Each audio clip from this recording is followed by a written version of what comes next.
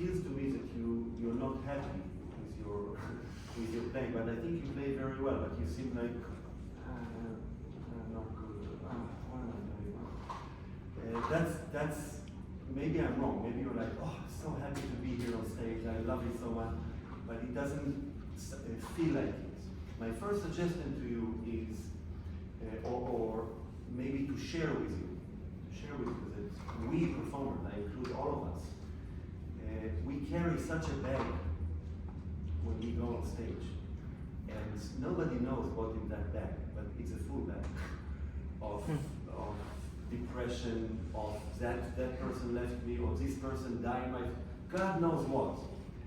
When we walk on stage, and if you see somebody who is like really in the part, that does not mean that that person is really happy and loves his job or her job, or it means that they're doing what they should. They get into the part. So in your case, my first suggestion to you is maybe to learn first, the first stage is how to fake enjoyment. Like this smile. Fake it. Learn to fake it. It's okay. You're an actress. In order to believe in it, you have to do it first. So if you think that the beginning of the fourth movement of Elgar is the most heroic beginning, and you feel like you're the Queen of England, or you want to imitate Jacqueline the Crow, whatever you think in mind, it's not I'm shy, I don't want to be here, I hate this person, I don't even want to play cello, and I actually have to buy milk, and my mother will kill me if I don't, and shit, and I forgot the dog, and it's probably going to pee on the floor now, and yeah, the bag is full. It's full. No, you're now Jacqueline the Crow, and you fake it. You don't believe it, but you're. So my first suggestion is, can you do that? Smile. Think you are in Carnegie Hall, and it's full of people, and you start this concerto, and you are the queen of the world. Fake it. Yeah, that's not Jacqueline the Crow in Carnegie Hall. No. Hands away.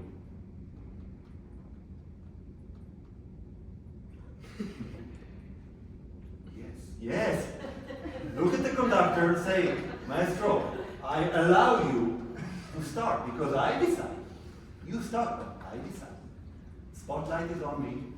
Yeah, baby. I'm here. Everybody came to hear me. And I'm the best in the world. Now, you may stop.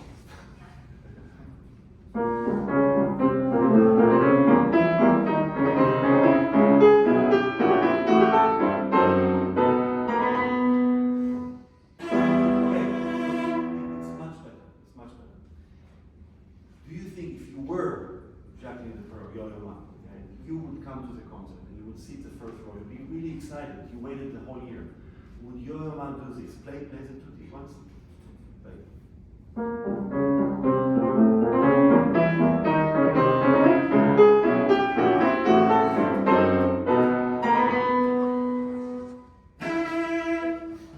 You're laughing like, Mom, I want my money back. I don't give a shit. No, this is not what I expected.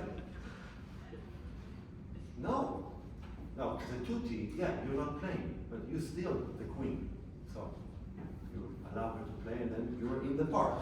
Maybe the best for now as an actor, because you really need to be the greatest actress in the world to actually look on the public when you don't speak and attract attention. That's really advanced. So don't look. Just you can move your head. People like that. Now, this doesn't go on the E before the E is played. Ding da da dum. Okay, now it's me. Okay, so don't look. You can fake enjoyment of the tutti by moving a little bit. Don't put the E. Then when she's done, with a little fermata, ding ding, you can stop.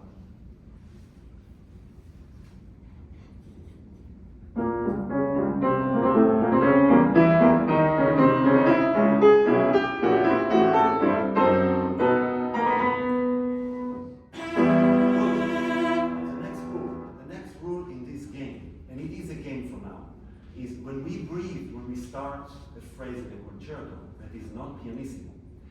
The inhaling movement that requires a lot of air through the mouth translate into huge circular motion in the bow that needs to get to the height of your nose. I've said it before in the high end, let alone in Elgar. So that means that when you practice at home, practice in front of the mirror, and see, I know it will feel so foreign to you to do this. And to check, is it what you wanted? That's crazy. Go down, again. Okay, can you do that once? Just inhale air. Is this the height of your? Yes, okay, again. Now, can you do both movements?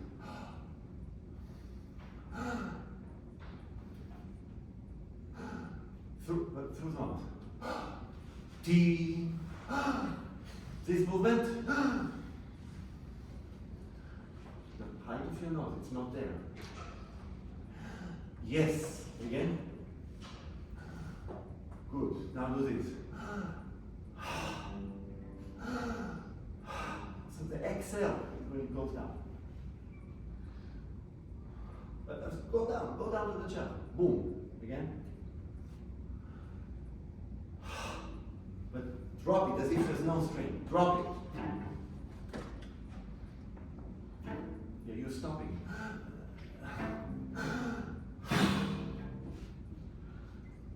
Good. Now, can you play yam da da da? Just do that. But to the note, and really drop it when you exhale.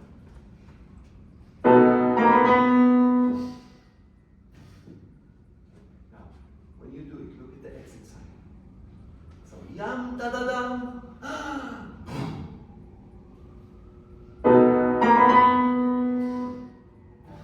Good. It's still not in your nose. I won't even go above my head for this beginning, but to the nose.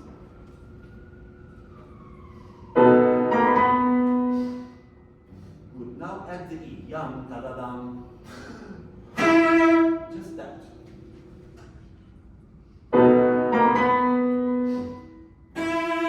Was it the nose?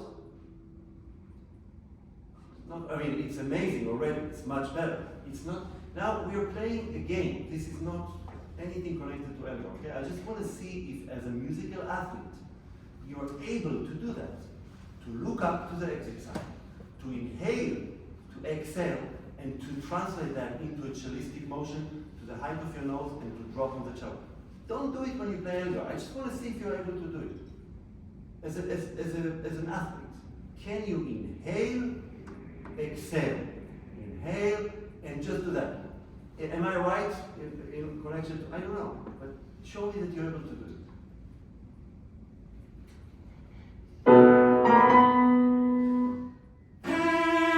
Much better. It's still not the height of your note, but that's the direction. Now when you played it, it was this. Now, let's say that you're not ready. Let's say you have problems that you have to deal with. We all have a bag. But if you start your audition like you just did the E, and you still will make mistakes, and you still suffer on stage, and you still make it, you will do much better in your audition. Much better. You know, well, you don't know, but when I moved to Baltimore, it was 20 years ago, we had this little house, and when we sold it, the realtor, you know, what a realtor, yeah? She came and she said, guys, I'm going to tell you what to do with the entrance. I'll ask you to put a plant here, to paint it with a comfortable yellow, whatever, I don't remember exactly, but she was very detailed about that. She said, people decide if they buy a house by the entrance. When they get to your basement, they've made their mind. I don't care about your basement. She said, the entrance is what makes people, when they come to the house and they see flowers, wow, what a house, open, light. Now they walk in, the wife already made the decision. Looked at the husband, this is it. And the realtor actually thought that was the best cello lesson in my life. The entrance. The entrance. Especially when in auditions, you don't get to the basement. They stop you before. When you audition to school, that's where they stop you. Right when I stop you. the entrance. So if you do, you suffer, you don't really. Already higher on the list. So can you start now and do that? I know you hate me now, and you hate my everything, but just do it. Just do it. It's almost done. You're almost done. You never have to sing again. Okay, do it. High as a nose. Exercise. Down. Up. Okay, now, can you let your body react to the bow? Instead of, I fight you, resist the bow, but then follow it. Can you try to follow on the chair? So you're not. You hear the difference? This is a sculpture. Human. Start right on it. That was really good. You have to do it now, yes. No, high to the nose. Follow! Yeah. Do not look at the string. No. Lift.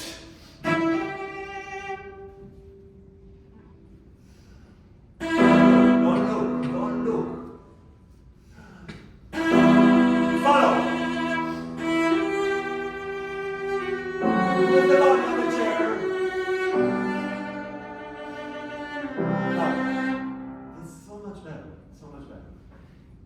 Would you hate me even more if I ask you to sing it?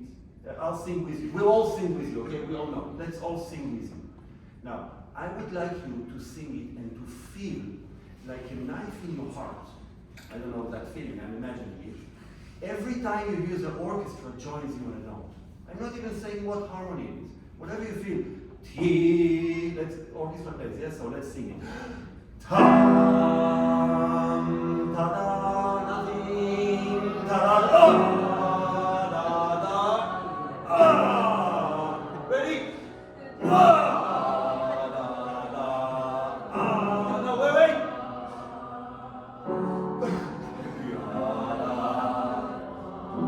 No, you're dead by now. I turned the knife once, but I hit you like 5 times.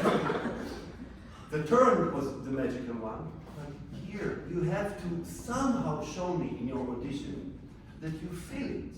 You feel it. Forget about music history. I don't give a what the number of that chord. Feel it. Knife in the heart. Knife. No knife. Knife.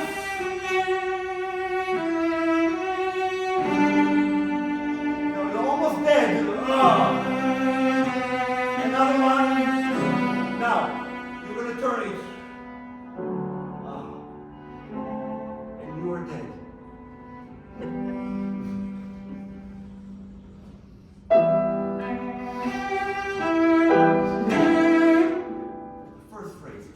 I know that you feel it. You're just not open to it. I can feel it more than you. You have it inside you. Just feel it like each note, that besides the G, it's every single one. Every single one besides the G, as a knife. Okay. No?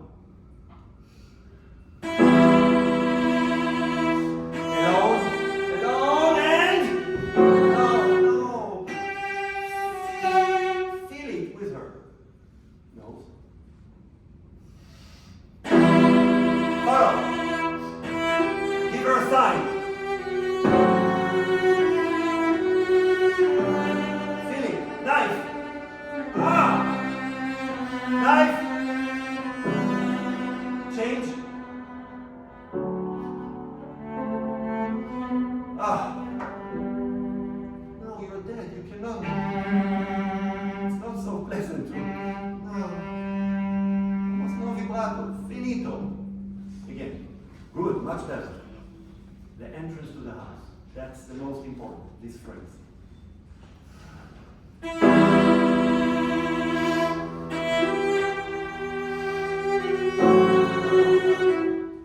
With that, if you hit somebody with a knife like this, it's like, what?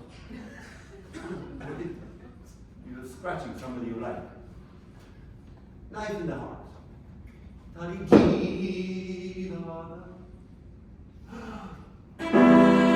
Follow.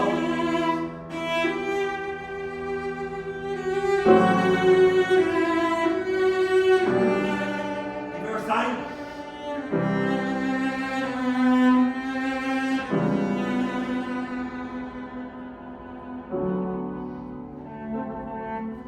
Now, almost no vibrato. Now breathe, breathe.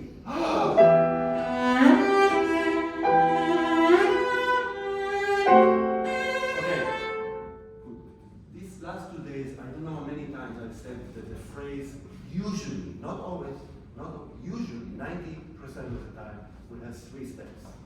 I love you. Almost always. Yeah, like in English, like in any language. Yeah? Sometimes it's not, but you have dee-dum, ta-dee-dum, tee-da-da. Almost always the punchline will be the 3rd step. All for our repertoire. Sometimes it won't, but most likely it will. Okay? So look for it. Sometimes it will be different. If that's the case here, do you agree with me? Yeah? Can you sing it once and show me that the 3rd arrival spot is the one? We'll help you. Ready? So, are we going to start soft or loud? Softer, yeah? Okay?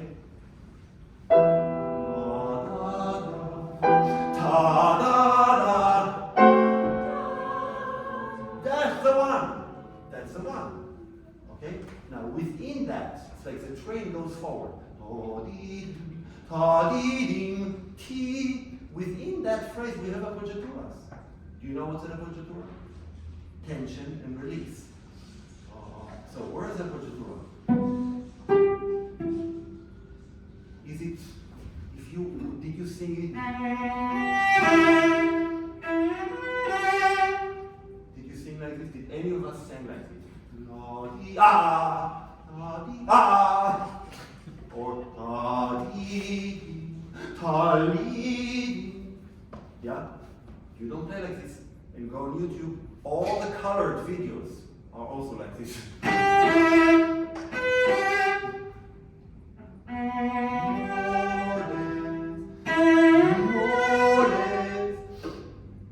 Arrive. Yeah? So I want you to grow 3 steps. And I want you within the 3 steps to acknowledge the appoggiaturas. Let's do it once with the voice.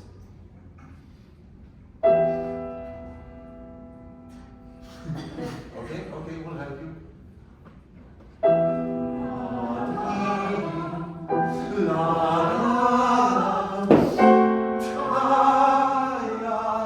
Now, he's a genius. You know, imagine you're climbing to the Everest. And you have, camp, base camp, camp A, camp B, the top of the Everest. You know the Everest, yeah? So, like you're here. Now you reach the top of the Everest. Do you want to do this? Oh, nice, bye. Or like, whoa! Holy shit, this is the top of the world. I cannot. So what does he do for you in order to enjoy? He stops the orchestra. Enjoy it. Ta-dee-dee, ta-dee-dee. You're free. Yeah, oh my God. Unbelievable. Put your flag where you're from. Which country? America. Put the American flag at the top. The old blue flag. Selfie. Do everything. T-a-dee-dee-da. Yeah? Please show me when you reach the 3rd step of the phrase. Show me. If you don't feel it, fake it. Because you have to play the part. But I want to hear now that you're growing to each note, and that you're doing the appoggiatura, and that you enjoy being on the sea for a much longer time. Okay? No? Don't ever.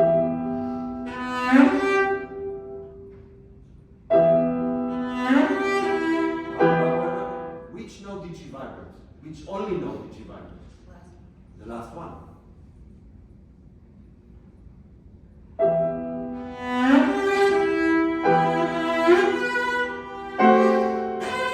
Okay, now, what can you do with the cello to show me that the C is the top of the Everest? Freak out and not move the bow? Is this an option? What are your better options when you reach the C and you want us to acknowledge the top of the phrase? What can you do? What can you tell yourself to do cellistically to make it sound like the top of the phrase? Yeah, but how? What will you do as a craftsman with the cello? Play louder. More weight into the string, yes. And vibrate more, yeah, but vibrato is decoration, it's not creation. To create sound, we need what? We need weight and movement. Yeah. So mentally, you freak out, and I understand you. I also freak out when I play the C. I do. It's hard. You do in front of 2,000 people. I'm not lying to you. I'm freaking out, but I generate freaking out into a good cello motion. If I would freak out and not be a musical athlete, a good one, I would do this. But I freak out, I do. But I generate it into, I'm still scared of the C. The only difference between us is that I am scared and I generate it into healthy cello motions. You generate it into not healthy cello motions. Yeah? Can you try once to put a much more weight? Yes. But to move it like crazy when you get to the C. Even though you don't want to move because you're scared. Move your body and move the ball. Try.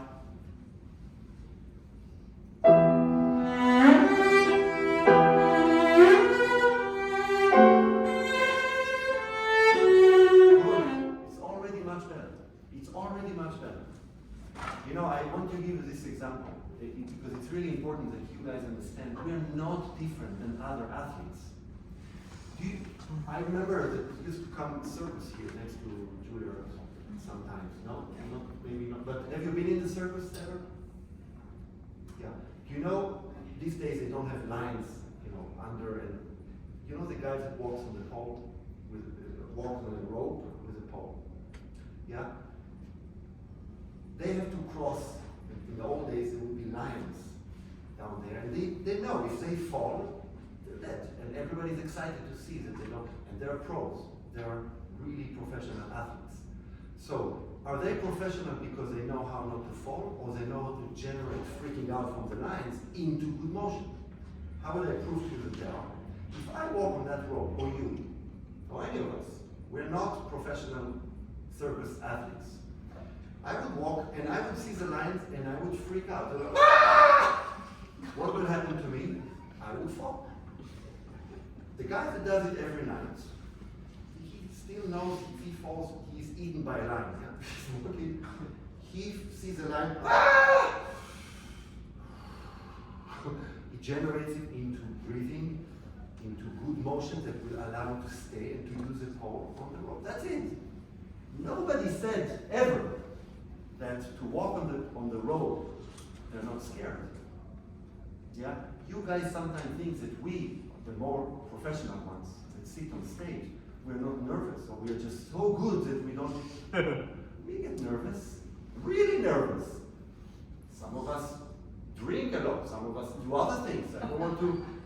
It's not pleasant to be on stage, it's not healthy. But if you learn how to generate that skirt, to embrace it, and to generate it into good physical movement, you'll be in a different place. So, here, I want to see that you, or when you play the C, not only that you move, you also place your way down to the floor.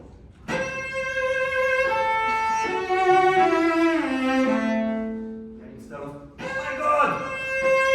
Can you try just play the C?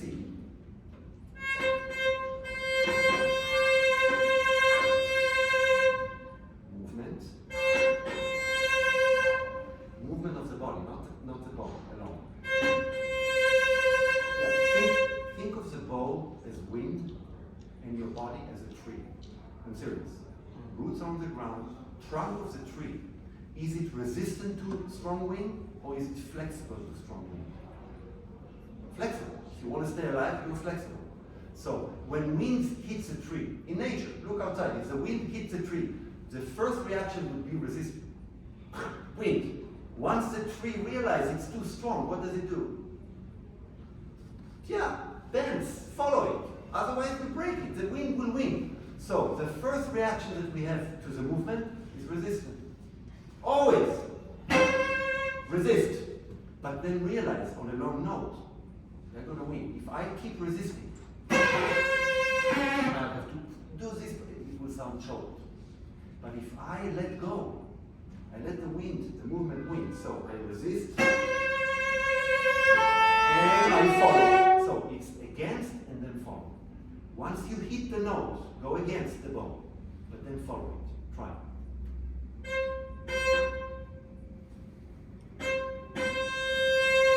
Much better. Now really resist it. So roots are on the ground, the trunk. Against, follow. Much better, but the trunk can go against the wind more, and then follow it. So sideways. Yeah. Now, I said to the student before that resisting can be also with hips and follow. So you can do sideways, and you can do door hinge. It will give you better sound. See, it's better motions. You can do sideways, but also hips. Again. I follow the bow also with my hips.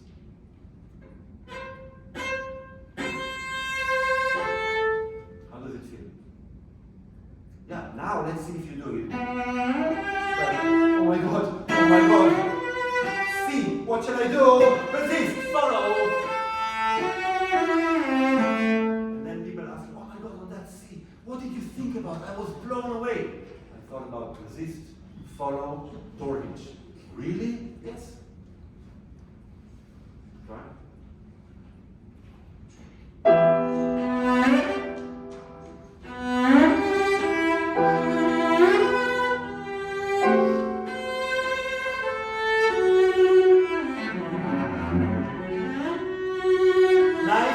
Knife.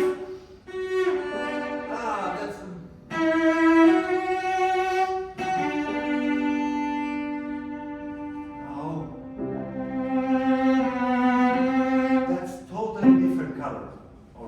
With the strings. So, do your cadenza. Now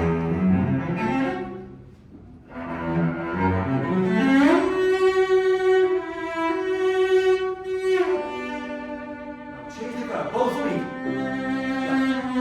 Can you think of painting with oil color, so you have to be very resistant, and then on the C, change to watercolor.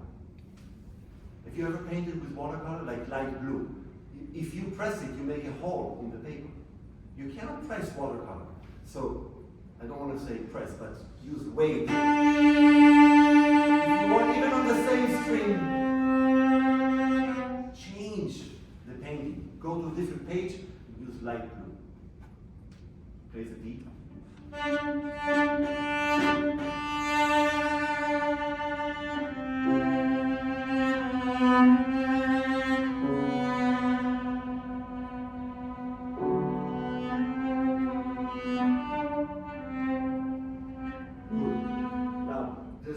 Thing I want to discuss technically with you, I think that will help you. There's so many ways to sit with the cello, really. There's so many schools and so it's okay, really. There's not one right way, because if I think this is the right way and then I see Rostropovich sits with the end pin like this and he plays like God or so many others, there's no right way. The right way, I think, for each one of us is to feel human. To feel human. Okay? So, what does it mean to feel human? First, when I explain it to you, can you hug your cello while I explain this to you? If you ever hug your cello, like just hugging. You know, if you hug somebody you hate, you resist them. If you hug somebody you love, you embrace. That's why actually I have a theory that cellists, we are really nice people because we hug the whole day.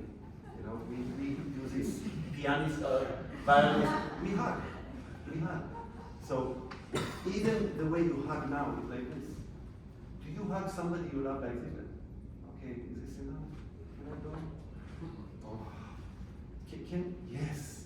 So if I may say, I don't know if I'm right, but the cello to me seems like a mountain that you're trying to reach, rather than something that becomes part of your life. If you treat the cello, if you think of 3 points, ending to the floor, knee to the left side of it, and heart to the back of it. That's it. The cello will be part of you. In your case, you are choking the cello, it's here. So it's not in your heart, it's much higher when you play. So you hug your cello like this. And I think that creates a lot of problems for you. Just suggesting, maybe you want to try to just do this. Now, that leads me to what I call the dinner posture. I think it might help you to find your way. So this happened to me many years ago. Have you heard of the pianist Daniel Birman? Okay. You did? Yeah. Of course. He's Jacques Dupré's husband. Sure, he was Jacques Dupré's husband. Yes, he was Jacques Dupré's husband, but he was Me too. he's a great pianist and a great conductor and one of the greatest musicians of the 20th century. Anyway, he wrote a book which I highly recommend, autobiography, about his life. So I read this, and then I get to the point, it says, like, there's a chapter about his technique. And he said, I had one technique lesson in my life. When I was 5 years old, my father, who's in Argentina, he says, my father told me to sit in front of the piano and to play as if I'm eating dinner. And that was it. So I'm thinking, okay, he's a genius, of course, but what? That's it? I mean, I just bothered you so much, blah, blah. That's it? So I said, okay, I have to think about it. So while I'm reading it, I'm thinking, okay, how do I eat dinner? How do we eat? Forget about the cello. So I thought, okay, I'm right-handed. So I take, and I use fork and knife. I don't know. So I hold a fork and I eat. So I'm really thinking like this in my house. I'm eating. Now I play cello, so I play, so that could be a glass of water. So I'm thinking, okay, what is the most comfortable position for me to eat? Like, you're going to have lunch now. You're going to eat, are you vegetarian? So you have like steak. Yeah. So that's a fork, and this is a glass of water. And I'm thinking, okay, this feels comfortable. Now, sometimes I reach, it's not polite, but I reach to take the butter or something. I do it, you do it too. Or, I mean, can you pass the butter? Sure. So I move. That's also interesting. But when you actually eat, do you ever eat like this? Do you ever drink like this? No. So then I thought, okay, this is the most comfortable way to eat. First of all, it's similar to piano. That's how we wanted to play. You can play violin like this. You can play flute like this.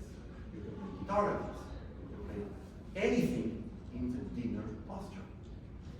So then I take the cello and I say, okay, let me find that position, the dinner posture, for myself. I realized that where we usually eat is frog and fourth position. That's where the fork is when we, it goes up to eat. But that's where it's comfortable. And this is where I hold my glass of water, or wine if it's dinner, whatever. Then I drink, and I put it back on the table. I move a lot, but this is the comfortable position. So I thought, wait, is it true also of the cello? Can you put your, see, for you it would be hard. The frog, you never drink here. You never hold your glass when you watch TV. Don't watch TV. If you do, like, no, it's here. See, this is too high. So I would find a spot where I would hold the glass of water. Yes, just for now. Can you put the end pin a little shorter? Even more, a little more. Yeah, let's see. Now find that triangle. Floor, left knee, and heart. And put your glass of water here. Yes. Now, the fork. Now, the most comfortable note on the cello, statistically, if I ask, and I do, students around the world, is B flat second finger, which is a minor note.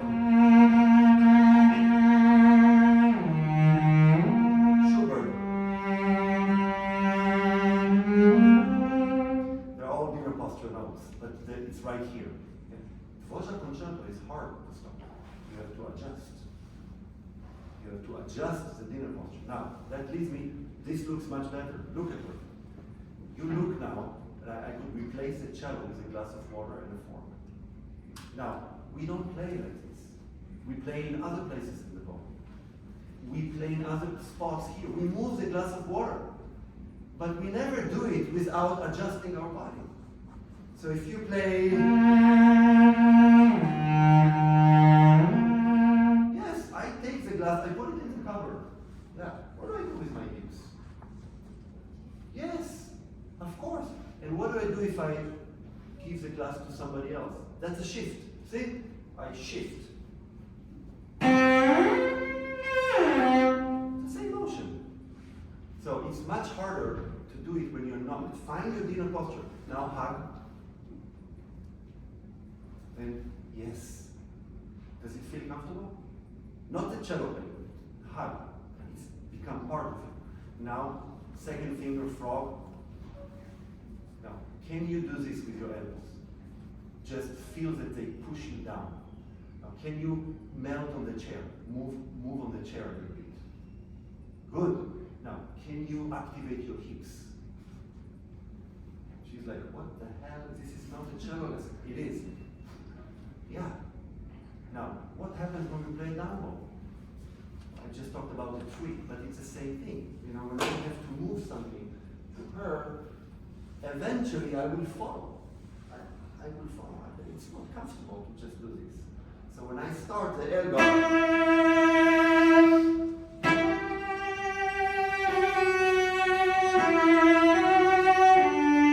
dinner posture. I'm going down. Now I'm shifting. Shift. Dinner posture. Can you try? Then we have to stop unfortunately. Yeah? And feel the dinner posture when you play.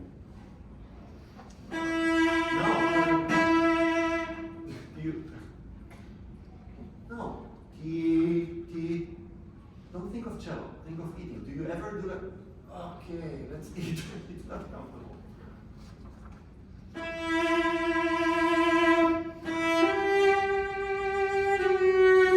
Use your hips. Hips. No. Don't go up.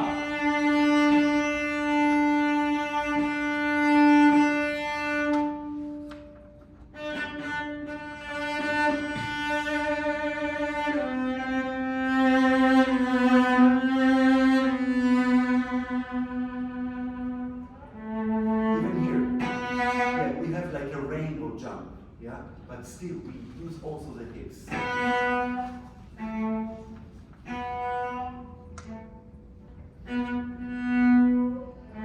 you move your finger, move your hips. Think far away from the cello. This. Yes, again. Yes.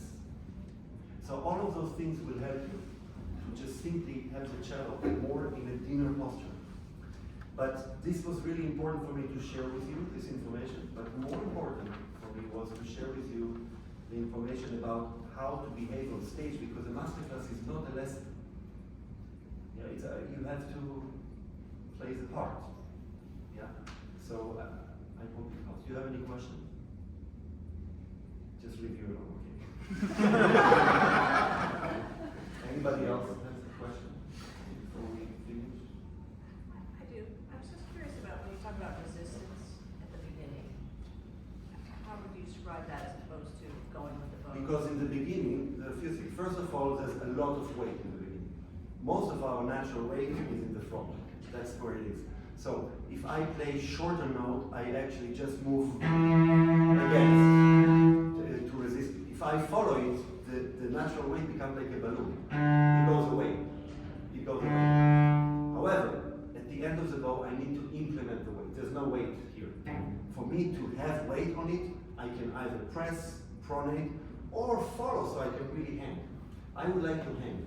So that's why if I follow, I can still hang. But in the beginning, if I follow, I lose weight. I lose the weight that I have. Great, and on the upper, it's a little different. Yeah, well, upper, I'm already here, so I have the weight. And are you going Now, against this, then? Or against on the I upper? go against first, I resist, and then I follow. Do the same thing, but upper and downbow, I do something I call push and pull. I go above and below the string, which is really important. Once you can use your weight, treat the string as a huge thing, and you are above and below it, never on top of it. So a downbow, I'm actually a little above, and I pull it, and then I push it on upbow. It's really important to go below and push it, so it's above, above. Now, here I'm at the tip, I need sound, so of course I follow, I pronate, but then I go below the A, almost to the D string. Above, below.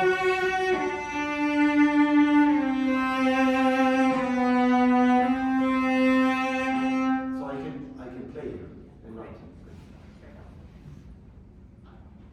Anything else? Yes. Why is it bad to lift your feet when you're It's not bad. Nothing is bad. You never go to jail if you do. It's not bad. I only, that's at least what I tell my students. Just make the cello part of your body. Ask yourself, if you're in a productive mode, for instance, what is productive mode? Let's say the two of us, here there's a piece of chocolate there, and the two of us need to get it first. You say, 1, 2, go! Would you be in this position ready for it? To be productive, yeah? Probably not. What in life do you do like this? Do you watch a football game like this? It's really uncomfortable. Do you walk like this?